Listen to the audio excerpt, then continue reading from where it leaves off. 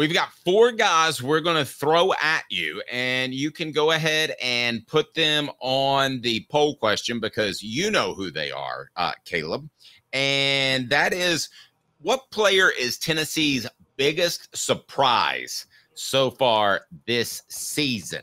Okay, Cooper Mace, if people want to join us and be a part of the program, what should they do? They should not do that. They should. Cooper Mace here. Hit like and subscribe. All right. So now we're going biggest positive surprise or negative surprise as well? All positive surprises. Okay. There we go. Coop here. First down. All right. First down, I'm going to go Miles Kitselman. Miles Kitselman. And here's why I go Kitselman, but why he's not the greatest surprise to me, because I saw and heard about things that he was doing in practice.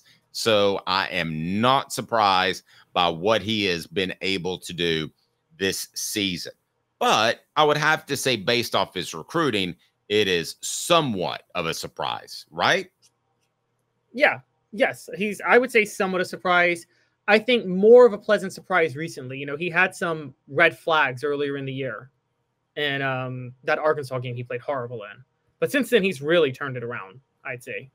No, and I think they went after him to be a blocking. I think the plan was you get Holden Stays and you get Miles Kitselman, and one pans out as a blocking tight end, and Ethan Davis is your receiving tight end. So the fact that Kitselman has become a little bit of both is a very positive surprise. Now, somebody is ahead of us. Will Brooks by a landslide, maybe. Cooper Mays here. Second down. All right. Second down, Derek. Here you go. Will Brooks. It's Will Brooks, right? I mean, I'm leaning Will Brooks on this. Will Brooks is a huge surprise. I thought once Boo Carter emerged, they would put him at safety and have Jacoby Thomas at the nickel spot or one or the other. And Jacoby Thomas is still seeing a lot of action. And then Andre Turntine, obviously, they're rotating guys in these areas. But I didn't think Will Brooks would find his way into a consistent starting role. I honestly thought he was leading Dave in spring camp. I thought that was a sign the safeties were a major issue. And I remember you saying that. What would you have said if I would have compared, as I did yesterday, Will Brooks to Jabril Wilson, the fact that he's always around the ball? If I'd have said that in August, what would you have said? Yeah, I would have said that's crazy. I wanted to address that too, because Jabril Wilson also was a hard hitter. You almost could have lied. He was a less talented Eric Berry, but still pretty good. Is that fair to say? Because he was always around the ball and played very physical.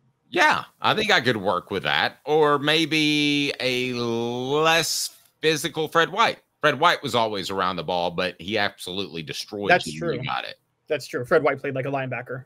Right. Now, Fred on the safety physical scale was a 10. Jabril Wilson was still an 8. I don't want to shortchange him whatsoever. All right. What down, Coop? Tennessee center Cooper Mays here. Third down. Jermod McCoy. I think we all thought he would be good, but did we think he would be perhaps the best lockdown corner Tennessee has had since a guy named Dwayne Goodrich in 1998? No. And he's been a shock because of that. He was a freshman All-American at Oregon State, but you thought when he got to the SEC and started playing for Tennessee that he would be humbled a little bit. He wasn't humbled at all. He's been amazing. I mean, I think he's the best lockdown corner in the SEC, period. And so he's a surprise in the sense of you thought he'd be a starter and a solid starter. I didn't think he'd be one of the stars. And by the way, Dave, you always talk about receivers who dictate coverage. We don't talk enough about cornerbacks who dictate coverage, because if a cornerback does what Jermod McCoy does, it frees up the rest of the secondary for coverage throughout the rest of the field. I think that's one of the reasons Will Brooks has been able to be so successful despite certain limitations, is because Jermod McCoy can safely lock down half the field. Certain limitations. Are you referring to him being Caucasianly slow? I hope not. Fourth down coming up, brought to you by Medicare Misty. 19 years this year. I've been in the community since 1993. You're getting a lot of information. Unlike when you were working, they made the choice for you. Now you have to make the choice. Come to us and let us help you make it easy. Call Medicare Misty, MedicareMisty.com or 423-777-5577.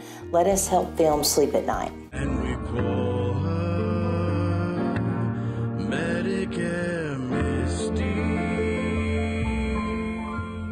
All SEC center Cooper Mays here, 4th down. This one's an incomplete, but you suggested it, so I like taking your opinion. I don't like just absolutely directing the show. Jeremiah Thielander, he's got 7 tackles in the last 2 games since Keenan Pili went out. Only 1, I think, a half tackle for a loss. I think that he's going to be good, but to me, this is a little bit of an incomplete. Yeah, I put him on here because he has. Look, if Keenan Pili went down at the start of the year again, we thought Tennessee was in deep trouble, didn't we? We thought it was over. Keenan Pili went down, and Tennessee turned right around and beat Alabama because Jeremiah Thielander was with Jeremiah Thielander in the game. That stands out, and that's their best win of the year. So you can't really ignore that fact. So I think that with that in mind, I don't really see a way you ignore Jeremiah Thielander because there hasn't been a massive drop off. There really hasn't been any drop off at linebacker. Now, I thought you didn't like his run fits against Kentucky in particular. No, Florida. Now, he did play terrible against Kentucky, but I thought Arian Carter played terrible too. And also, they didn't get a lot of help because the defensive line didn't consistently get the pressure it's been getting. So there were other issues, but they did play poorly against Kentucky. I'm giving a mulligan on that because I don't think they were fully prepared for who was going to start at quarterback for Kentucky. Okay, I threw another poll question up there, if you don't mind, because we've addressed positive surprises, but let's get to negative surprises for one moment. So what's our poll question up there that's up there right as we speak, Caleb? If there's a negative surprise this season, it's Nico, wide receivers, offensive tackles. Wow, Dave, you just want to throw shots at people. I'm Dave not throwing shots at anybody. I'm just being really honest. These are very hard-working players, okay? You know, you come at me for going at coaches because you call them leaders of men, and I want to call all these players. I want to point out that all these units are very hardworking, and they are great, great, great people. Okay, anybody that says Nico because we stoked the fire accidentally and had him rated too high is being unfair to Nico Iamaleava. I'll go ahead and tell you that. So, let me get that out of the way. Anybody that says the offensive tackles, you have to discuss injuries. Wide receivers have had injuries too, but that's my most difficult to defend on that list. I'll be interested to see where our voters go. You can vote now on the YouTube channel. It's mine too because of last week. I hadn't been saying that up to last week, but last week there were some, and I'm actually not holding Drew McCoy accountable the way you and John Adams are. I'm holding the other receivers. Chris Brazzell and Chaz Nimrod both were massive disappointments.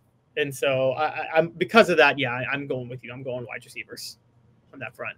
Okay. All right. Now, I don't believe it's any of the first team guys because I believe they've had injury issues. Fair enough? Fair enough. Okay.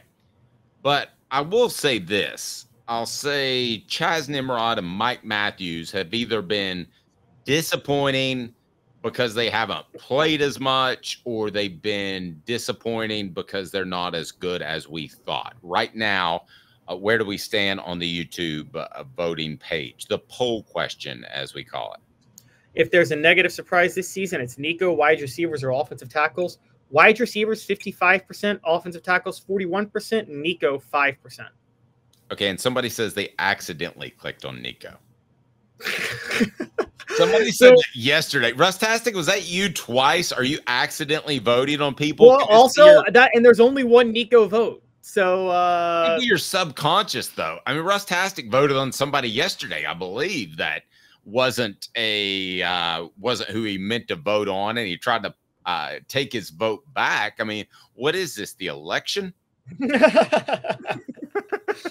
So, I want a mulligan on my vote. Yeah, I'll take that vote back. I would have to say it's the wide receivers. I mean, the offensive tackles have had injuries. The wide receivers have had injuries as well. But when I talk about the depth of the wide receivers, why wasn't Mike Matthews ready to step up for Squirrel White with the shoulder injury? Why wasn't Chaz Nimrod ready to go when they had injuries? That, to me, is befuddling. And I know why in particular Mike Matthews wasn't ready to replace Squirrel White. And this is more on coaching than it is anything else. To me, it's the fact that Mike Matthews wasn't prepared to play the slot receiver. You know, he got a pancake block. I don't know if you saw this on ESPN's Get Up with Jeff Saturday.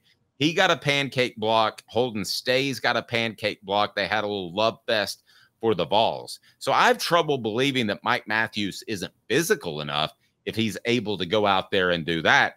I think they want him to be the next Brew McCoy next year instead of being the Squirrel White if Squirrel White suffers a shoulder injury. Now, nobody can see that coming, but in this particular instance, I would have to say you would have been much better served if Mike Matthews was more prepared to play at the slot receiver position than the wide receiver position. Fair?